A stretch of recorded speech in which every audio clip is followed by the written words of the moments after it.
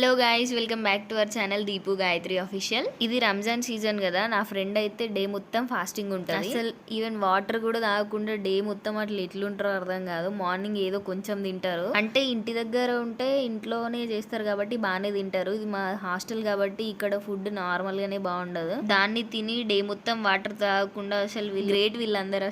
అసలు వీడియో ఏంటంటే, ఇవాళ మా మెస్ లో అయితే బ్రేక్ఫాస్ట్ ఉప్మా పెడతారు. అయితే నా ఫ్రెండ్ వాళ్ళకి ఎర్లీ మార్నింగ్ 4 o'clockకి ఫుడ్ పెడతారు కదా, దానికి ఒక మెనూ ఉందంట. అందులో ఇవాళ ఎగ్ రైస్ ఉందంట. అయితే నన్ను రాగదా తిందు, నువ్వు ఎట్లయినా ఉప్మా తినవు, ఇదైనా తింటావు కదా అని చెప్పింది. సో అది అడిగింది కదా, మళ్ళీ మనం కూడా ఎగ్ రైస్ తినచ్చు కదా అని పోయినా. మనకు అసలే ఎర్లీ మార్నింగ్ లేచే అలవాటు లేదు.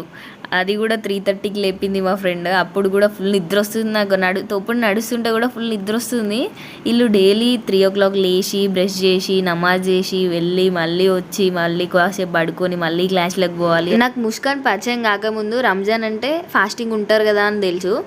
ఎట్లా అంటే ఎర్లీ మార్నింగ్ తింటారు కదా, ఫుల్ ఉండొచ్చు దానిదేముంది అనుకునేదాన్ని. కానీ ఇప్పుడు ముస్కాన్ డైలీ ఉండి కష్టపడుతుంటే ఇప్పుడు తెలుస్తుంది, అయ్యే పాపం ఇంత కష్టం ఉంటుందా. బట్ అది కష్టం కాదు, ఇష్టంతో చేస్తున్నారు.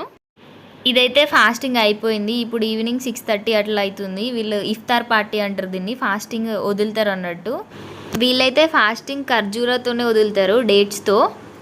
అండ్ వీళ్ళందరూ కలిసి ఒక రూమ్లో అయితే ఇఫ్తార్ పార్టీ చేసుకుంటారు.